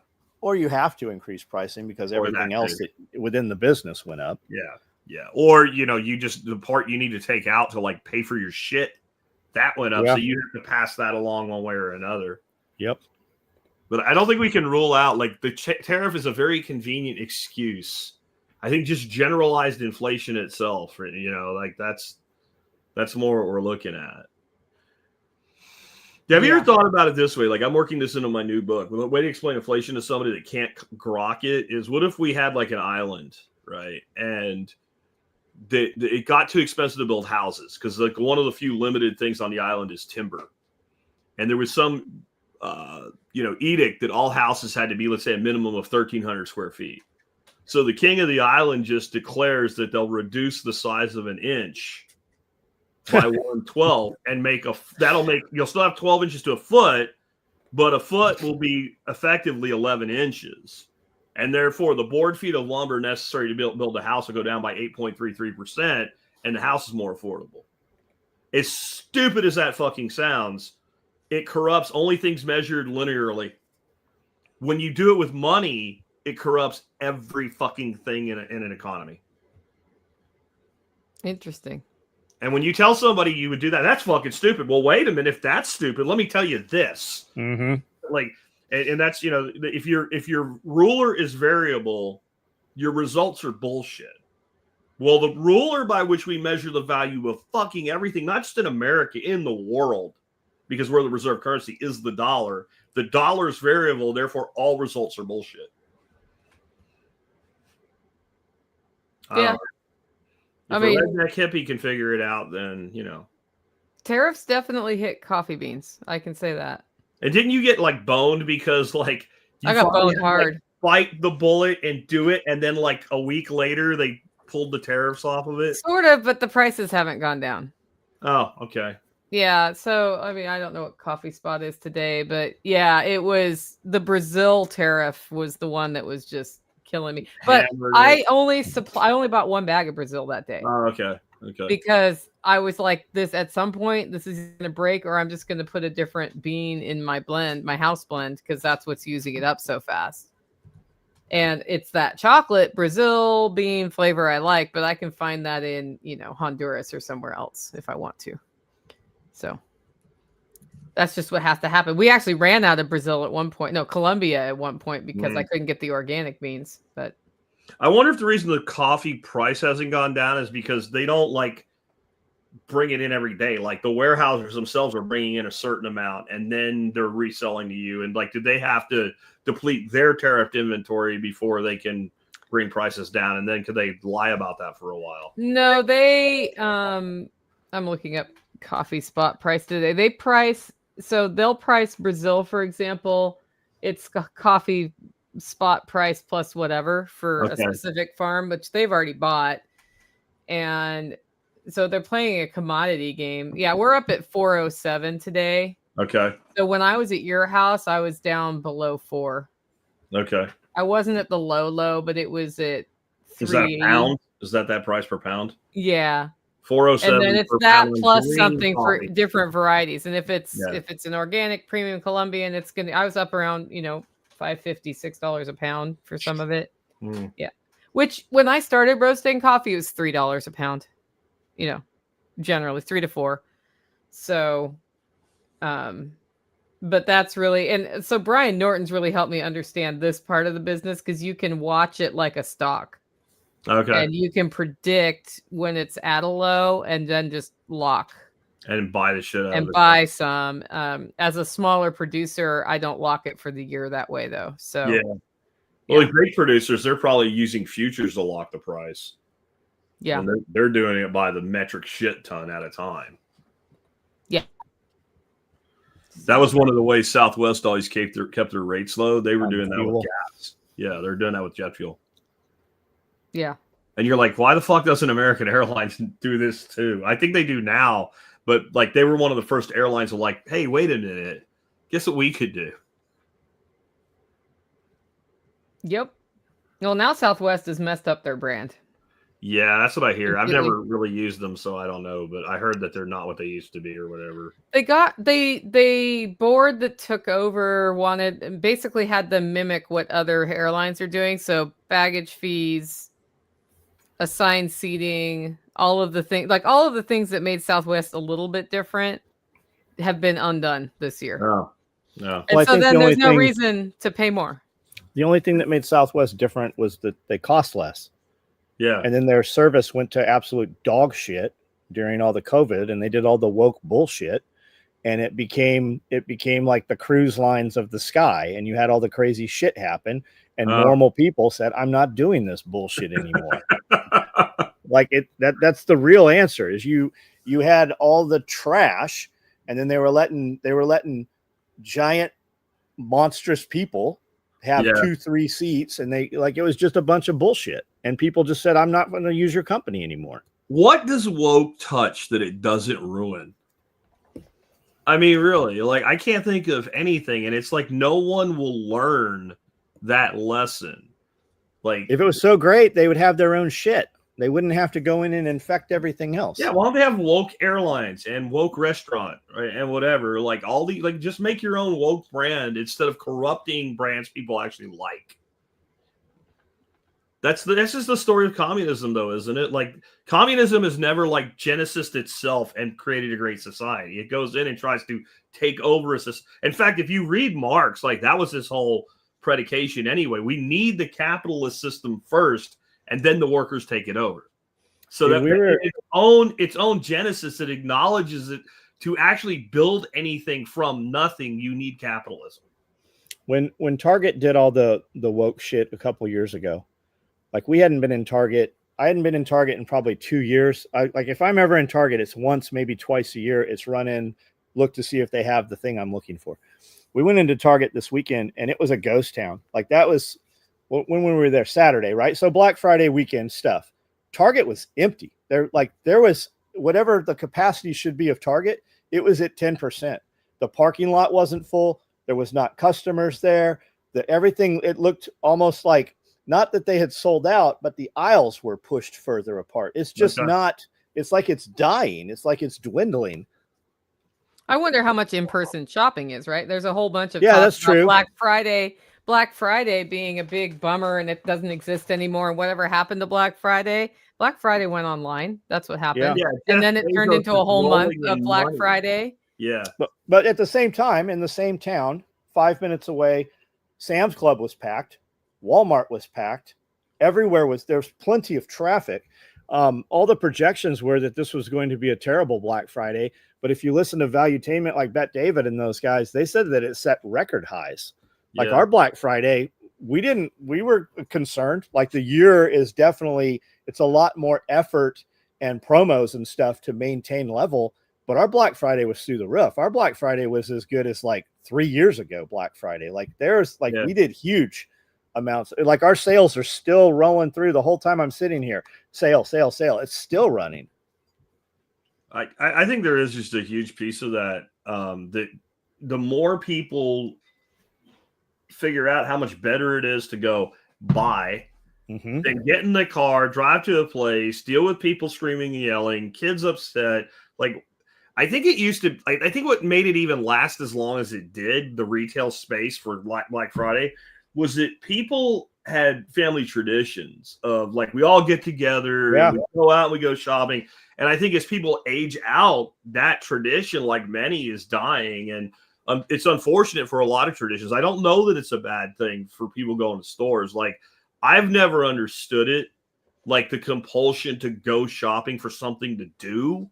Like, if I buy something, I need it or I want it, and that's it. Like, I don't take any joy from walking through a store and looking at a bunch of shit I'm never going to buy. But man, people do it and people love it. And like, it's even built in, like, you think about the old, like the top Christmas movies of all time, like funny ones and shit, like Christmas Vacation. It's like bolted into that, or not Toy Story. What was it? Christmas Story with the little Ralphie and the BB gun. Like, it all starts off Christmas shopping. And I think at the mall or out at the, like, that one was sold as more like the town square and Bigsby's or whatever the store was. But I just don't think it's the thing that it used to be. Like, it used to be like Black Friday was like all the family was in town and shit. So like dad had a hangover and stayed in and slept in, and all the women went out and went Christmas shopping together. And like, I just don't think it's the thing anymore. Well, think about it too. Finding the thing at the store is part of the problem, right? Because when you go to the store options that you have, which if you're looking at big names are like Walmart and Target and all of that, it's a bunch of cheap crap that nobody wants. Like, oh, I'm going to get you this plastic thing. Merry Christmas. And I think general availability, like the one thing that actually defeats inflation in our society is technology. Right. So like it used to be they would say we have a 40-inch TV for $300, and then like people would line up and kill each other to get one of those because they were buying it for somebody else, sure. And now it's like I can buy a freaking 40-inch TV on Amazon delivered to my house for $200. Right. A lot of your granddad paid $1,500 for a 25-inch console in 1985. Right. So why am I going to go to the store? Like that was how they suckered you in too, was those special deals that like I just ordered that now. A lot of the Black Friday stuff used to be impulsive buys, right? You'd be there and you would do part of your Christmas shopping and such. We were in Walmart Saturday also, and Amanda said, I don't know why it's so packed. And then something came up on the phone or something. She got a notification while standing in Walmart that they're doing hourly specials and sales. So they have stuff and you only have 60 minutes to buy this thing. And then the sale changes on, 100 different items in the store. And that's why the store was so packed at Walmart. But we used to go to Walmart, well, not Walmart, but like the mall as a destination, right? Because especially on Thanksgiving, what's open? You can go to the movies on Thanksgiving. What's open on Black Friday? We would go to those places as something to do while you had people in town. You've been at the house the last couple of days, and then you would go there as a destination. This has replaced the destination. Everybody does this thing now. They don't go to the movies and watch movies. Like I had said the other day, I saw a DVD or something. I go, man, I don't know when the last time I sat in front of a screen was and actually turned on. We have televisions. We've got massive TVs. I've watched them 3 times, maybe 4 times. Like I don't ever turn on a screen bigger than this MacBook Pro right here anymore. We just don't use any of that stuff. I use it for tornado tracking YouTube live streams if they're nearby. And another example, like the whole reason we went to Jackson was I need some wire shelving, these big 6-foot tall wire 4-foot racks, right? That we have hundreds of them in the shop. And they were always $70 to $100. We walk into Sam's Club. It says that they are $160 and they had 0. We couldn't get it. I can literally order them on sale for $100 from Sam's.com, and they get here in 1 to 2 days. Little girl jumps out of the FedEx truck and brings these 100-pound shelves and sets them up by the thing. These desks right here, these massive 6-foot tables, 8-foot tables, they're like 180 pounds, 160 pounds. We buy them right off. I can get them cheaper than me and Amanda fighting to put them and have to haul a trailer to get 6-7 of these racks. FedEx will drop them off and put them right on my front porch for the same price, actually for less than the price of buying them local. Yeah. Hey, Alabama was saying they don't really want you to go to the stores anyway because it's more theft. So not only that, it all online. Walmart's stated goal 3 years ago. We know a dude that was a management at Walmart, and he told us that years ago. He said by 2025, their goal is to have 65% less customers come into the store.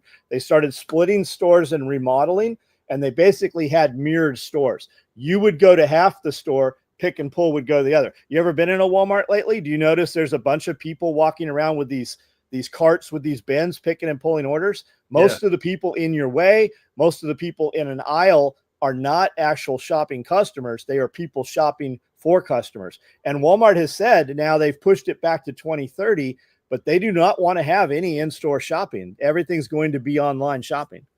And I think that's a big part of the transition too. Like, because of what I did back in the 90s, I was directly in touch with a lot of the early .com stuff and online sales for brick and mortar stores. And everybody knew they had to be on the internet in case, but they weren't sure. So what these companies did is they literally created like an internet division that was separate from everybody else. So all the marketing, and it was like competitive internally. So the people that ran the store side didn't want anything to do with the fucking internet. And the internet people got nothing from the store side. So they were like at odds with each other. So that slowed development, rollout, and growth. And then until Amazon basically pressured everybody with Prime. Like, you better ship your shit fast. Like, you ordered, so do you remember the 80s, John? You ordered shit online 6 to 8 weeks for fucking delivery. Yeah, right? But it's still, that happens sometimes on Amazon now. Like Prime doesn't do shit anymore. A few things will be like that, but there used to be like everything was 6 to 8. Yes. 6 to 8 weeks for delivery, no CODs, right? Like, yes. And you ordered something, like it actually got you with a fucking commercial, and you'd order something like a record set or something, and then the shit showed up. It was so fucking long since you ordered it. You're like, what the fuck is this? Like, Yeah. oh yeah, I ordered that shit in August and it's like October. We talked, we buy patches, right? And we bought patches for years from American-made companies, but they always came from different shippers, and they always had the China tape, right? The yellow tape. So we found a place in Wuhan in China. I talked to them literally 24 hours a day. I send an email. They send me a sew out. I send them a concept, the JPEG or whatever. They send me a photo of a patch they've already 100% done. And they're like, is this what you want? We approve it. I get patches from Wuhan, China that get here in 3 to 5 days. DHL walks them in the business. They walk them in the front door. I pay 3 times as much buying out of a massive US only company in New York. Yeah. And they don't come from New York. They come from China, and it takes 6 to 8 weeks. They're like, when do you need these? I'm like, I really need them yesterday. Just tell me whatever the price is. Okay, well, we can have them for you in 10 weeks. Why would I buy from you? Yeah. When I can buy from the same place you're buying from. Yeah. Yeah. And I don't know how the Chinese do that, because it's not just big orders like you. They do this with like one-off shit. My kid found a site. This is 20 years ago, 15 years ago at least, it's probably gone, because every time this company came back, the NFL would get them taken down. It was called GoogleJerseys.com. And you go there and like you could get any player, any team, whatever. And it looked exactly like the champion actual NFL. It had the hologram and all that shit on it. And you could go there like, oh, I want, a Troy Polamalu Pittsburgh jersey in black. And you'd make it and order it. And within a week, it was at your house and it was being manufactured in China. I get how you can order like a case of patches or something and they do that. But one person ordering a single jersey and they were like $25. It's the same like thing. An NFL jersey, like $150, $200.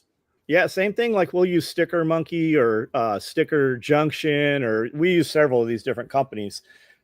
They get them from Switzerland half the time. Well, I'll order patches, I'll order stickers, and in 2 days, I get a box comes in here, DHL, that came from Switzerland with my stickers in it. How in the world do they? How can you farm that out to Switzerland cheaper than somebody in the United States can make those things? It's not like Switzerland has a low cost of living. Yep. I don't get the shipping time, but I get how you can make something cheap in China. How do you make something cheap in Germany or Switzerland? It makes you wonder how jacked up our system really is. When you think about it that way, because I don't know if you've ever priced real estate in Switzerland.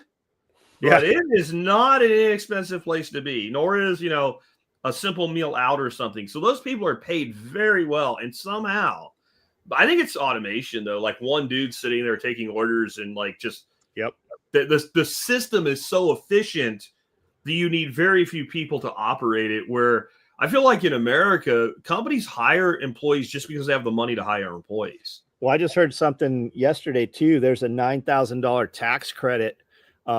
There's a video of a lady in Walmart, probably by a border town. It seemed like black lady. She's like, hey, do you speak English? No, I don't speak English. Talking in Spanish. She went through like 6, 7 different employees. Every one of them said, I don't speak English. I speak Spanish. In the video, the host, I think it was Benny or somebody, said that there's a $9,000 tax credit for every migrant import that you hire, and Walmart has hired a ton of these people. I don't know how that would be beneficial for the company. Yeah, $9,000 tax deferment that you don't have to pay on taxes. Maybe if you just hire them, keep them for 30 days and then dump them, you get the $9,000. I don't know the math of it, but there's something in place where they get paid for hiring those people. Yeah. There's weird things like that in different places too. Like my ex-business partner, Neil, who was from the UK, said that they would get interns in that would work for them for 6 months. And they made a decent income. They made like, 2,000 pounds a month. And this is 30 years ago. So that's a pretty good amount of money. That's when the pound was a lot stronger against the dollar too. And they didn't pay anything for them. The government would take people out of university and pay for 6 months pay a company to use them as an intern. And they would pay the intern and the company would just get the work for free. And I don't know how that's efficient, but apparently it worked out pretty well because it got people to start. They got experience. Because will you hire me if I work for free? Well, you probably will. I mean, they also said, he said you could get rid of them. And if you did, like the government's like, you know what, fuck you. Like, nope, we're not going to get you another one. Like you got fired from a job where you cost nothing. We're done with you. Right. Like, It's harder to work with the people who cost nothing. yeah, Yep, it sure I did is. that one time. There was a program where they're trying to get people into a work program. I'm like, I'm going to do my part and help. This is when I was much younger, and it was not good. Did they get paid though? They got paid. Okay. And we paid, the government paid like 75%. We paid 25%. Okay. And the idea was just, you know, in a month or two, when you realize how valuable they are, then you hire them on. And it was sort of a no risk trial thing. But yeah, that didn't Like go well. cheap long-term job interview or something. We used to see it at grocery stores. You would see like mentally handicapped people. Like there'd be 2 or 3 full-blown Down syndromes people, but there was always a handler with them, and you'd see them doing like menial tasks around the store. Yeah. And I never looked into it, but they said that those companies get paid a massive amount from federal programs to have them, and they basically come with a handler. So those people live in a house or whatever, and their counselor comes to work and has them, you know, break down cardboard or empty trash cans or whatever they can capably do. But there's massive benefits to those major corporations for hiring them. I don't know what it is, but I don't see that anymore. Just like the Walmart door greeters. You don't see Walmart door greeters anymore either. No. Hello. Well, so I know from my college job was at Goodwill, and Goodwill's mission at that time was to integrate disabled people into the workforce. And so it was like, you're a worker or you're a client or you're a social worker with the client. The clients were the disabled, and they would train them on how to do things in Walmart and then go out with them in the community and then, you know, get them jobs somewhere and then work with them to help them with the longer ramp up to learn the job. And that was a subsidized thing where it was you paid something per hour, but not everything. And then the person was sent out by Walmart, or not by Walmart, by Goodwill, to work with them until they didn't have to be there all the time. Yeah. And I mean, it's probably something like that they're providing that. But then Goodwill's mission appears to have changed to more of a general, get people working, trained. Yeah, and I actually think they're a good charity because you don't give them money, you give them stuff. They sell the stuff and they pay salaries to people that wouldn't have a job if they didn't have a job at Goodwill. And that seems pretty, and I get a tax deduction, and honestly, a lot of the shit that I give to Goodwill, like, it's useful, but if I didn't give it to Goodwill, it would go to the dump. So, I mean, I look at that as a win, you know. Well, they're doing like computer training classes and workforce training now too, which is it's like a totally different shift from what it was when I was there. That was 30 years ago. So I mean, all I see is we pull the truck in, people take the stuff out, and they give us a receipt, we fill out ourselves, and I leave. That I don't go inside or nothing. But the reason I even know how they manage the money is somebody did actually a really interesting kind of rating system for charities. And it was how much money that's given to them that they actually put to people that need help. And Goodwill was super low on it. Well, when I looked at it, like, they're giving no money because they're spending the money to employ the people that are receiving the charity. And I'm like, that should put them at the top of the list because they're not giving money because they don't get any money. You don't write a check to Goodwill unless you're buying something. I don't know. Well, you can write a check to Goodwill if you're not buying something, but that's a different program. Well, you can write a check to me if you're not buying something. I mean, if you do that, I'll cash the check. But you never see an ad on TV. Please give to Goodwill, right? Like you see for all these other charities, you know. And you look them up, and it turns out they're giving like 20 cents or 15 cents or something, a dime on the dollar. It's actually going to the mission. Like, that's a charity I'm not going to give to. I'm sorry. No, I'd rather not get the tax deduction and find somebody in need, just write them a check and send it to them. Okay, John, what Bluetooth earbuds do you use? I see them randomly in videos when you're working. So they were Dre's Beats, and about 10 years ago, that company was bought by Apple, and they went to trash when Apple started. That's when they started failing all the time. The glue failed in them. The rubber started. They changed something in them. I continue to use them because they had good sound. I've used everything from Skull Candy. I've used everything from Bose. but the Dre Beats were about $120 for a corded headset. They still have separates. I don't want separates. I lose them, and when they're corded, I will definitely lose one separate. So until you spend $1,000, which is you're going to go to a tour ear or something real in ears, you're not going to have that same bass. You're not going to have the same sound. I've tried everything. I know there's somebody typing right now telling me how great their $100 set of earbuds is. I still use the Dre Beats. I have 3 pairs that I rotate through. The glue, I've glued them back together. They are failing. I have come to terms that I'm going to have to go with separates. I intend to epoxy 550 cord on them. I keep them in my ears so that people don't talk to me usually while I'm working. But when I need to, I can pull them out and put them around my head. Now, these things, I have them out in storms on the mower. I have them out on the 4-wheelers. I have them out in the snow. I've covered in sweat mowing acres at a time. They're great. I've used them, but they're coming to an end. You cannot get them any longer. They were on Amazon as refurbished. Typically, when you bought them refurbished, they were in a brand new package. Somebody had just returned them, but they don't exist anymore. So if you have something that you think is high end, if you're buying $35 earbuds, don't email me. But if you have something that legitimately is a high quality, heavy bass sound, let me know what it is. I'd like to try them out. I've tried. I have a subwoofer right there. It does a great job. I will never wear that shit. I'm never going to put that thing in my ear. They're great. I use them all the time. I've tried all kinds. They're $25 on sale right now. Anchor. Anker. Yeah, I got a bunch of Anchor battery packs. Those, the reason I use those, they have the over the ear thing, and I do those because I don't know what it is with my left ear, but anything that goes inside the ear, eventually just like it doesn't just fall out; it like clumps out. And I've had them go into duck ponds. I've had them fall into my aquaponic systems. They drop in where they'll always pop out where you're walking through grass. It's like freaking 8 inches deep or some shit, and you can't find them. These don't fall off. They're $25. If I lose one, I don't give a fuck. I'll try them. Even the Dre Beats I use have the over the ear thing because I can hook them in. I can just hold them over my ears. Yeah, I just don't know, like those right there. If you glued TA50 to them, I don't know that you would be able to put them in the charging case.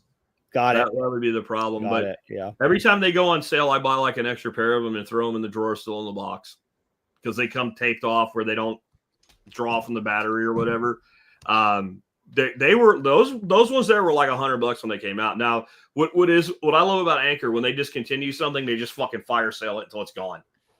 And that when you see an Anchor product go from like $90 to like $20, if you want some, buy it because it's gonna go away. You know, that's how I got all those little speakers you can daisy chain. Yeah, those are awesome too, man. Like Anchor is, I think we're gonna lose Anchor as a value brand though. They, now they're on the shelf in Costco. Uh-oh. Yeah, and they're building a competitive product to Musk's Powerwall, and you have to get a quote for that. You can't just click and buy it. You have to get a quote for it because you have to have it installed and shit. So they've clearly taken that path of using a value brand to springboard a big brand, and they'll probably still be good quality, but they just won't be inexpensive anymore. And then what happened to Beats will happen. Some big player will buy them out. The founders will get their payday, and then the quality will go to shit, and we'll have to find a new one. That's our cycle. Yeah, that is our cycle. Because, like, even when I've talked to investors about some ideas I've had, they're like, so we're going to build this to sell it, right? Like, yeah, we're going to sell it to, like, no, not the people. We're going to build the company to sell the company. The whole company. Yeah, like from the beginning, before they even put $1 in, they want a plan to exit the company by selling the company. And that's made investors and founders very diametrically opposed. People that are founders, unless they're just in that mindset too, generally like they're giving birth to something. Like you care about what you're building or you wouldn't build it. And the investor just wants a payday, which is understandable, but they want the payday. They want a 5-year exit plan. That's every like angel investor, venture capitalist right now is looking for a 5-year exit strategy, even if the company doesn't exist yet. Like, how do you get this big enough to offload it to somebody else? And then they don't give a fuck what happens to it. And I can understand it from a pure monetary perspective, but you're never going to get true innovation that way. You're never going to get lasting legacy that way because every time somebody buys something, they fuck it up. Little simple things that you didn't have to do anything. All you had to do was put your label on it and leave it alone. Nope. We're going to fuck with it now and ruin it. Like Beats, John, they didn't have to do anything to it. They could have just left it alone. Right. Well, yeah, so Apple bought it. That's when it went to garbage. Yeah. But I'm saying when Apple bought them, they could have just left it the way they didn't have to do anything except just run with it. Nope. Yeah. Nope. Yeah. They bought it for $1 billion or something insane when Apple bought it from them. Yeah. I'm sure they bought it so that they could make money on their product. Yeah. Oh yeah. I'm sure. Cause those stupid Apple AirPod things. Well, yeah, you buy your competitor's database of customers and then you discontinue and fuck up their product. So they have to then when you don't really lose them, they just migrate over to your offering. That's the strategy anyway. I just don't know if that works with headphones.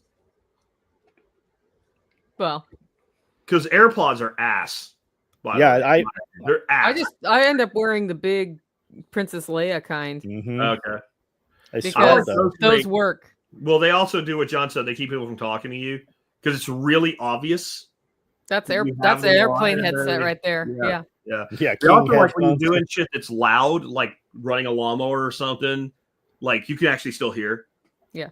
They do have the problem though, if you're working in the homestead, falling off. What I've also done, like when you're on a tractor or something, you want to be able to hear it. You have the earbuds in.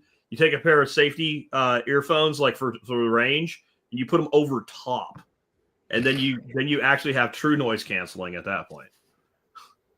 I'll just turn my headphones on noise canceling with nothing on the airplane, so I can get rid of the sound. Oh, that hiss that goes forever. With a different sound that cancels out the yeah. Noise canceling headphones. I came on this show just to do that moment. So, that was it. So like you're pretend talking to an astronaut over. What? I can't hear you. We're losing the call. Yeah. Yeah, Anchor Q30 noise canceling. They're good. Yeah. They're good. I'm an Anchor fan. That's why it's sad for me to see the direction this is going. It hasn't happened yet, but I can just like when I walked into Costco and they had like a wall of Anchor shit, I'm like, oh fuck. Well, I think we're ready to wrap. Yeah, I think so. Judging by the looks on your faces.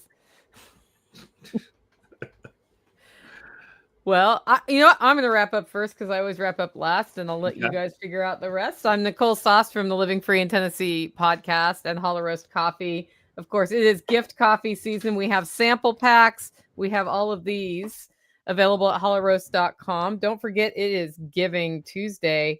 But also, it's the end of the year, and people are thinking about resolutions for next year. And if your resolution is to get healthier, either mentally or physically, don't wait till next year. I went back to CrossFit yesterday. You can do that too. It's December. It's actually a better time to go back to the gym right now because people aren't there. And you can get through all the pain of the first month back before all the people are there who are only there for 2 weeks. So it's time to invest in yourself if you haven't already. If you want to follow my podcast, go to livingfreeintennessee.com. And of course, Hollow Roast is hollowroast.com. John? SOEtacticalgear.com is the website. I do a live every night around 9 o'clock from this YouTube channel. You can check it out. I'm on Instagram, Facebook, and YouTube. Same name. I am Jack Spirko. The website is thesurvivalpodcast.com. Come check us out. We've been running the show for 17 years. I think today's episode is like 3,769 or something like that. We're closing in on 4,000 episodes. So if there's anything in the world of entrepreneurship, lifestyle design, permaculture, homesteading, survival, preparedness, solar, you name it, we've covered it. Use the search box and you can find what you're looking for. All right, guys. We'll see you next month. See you guys.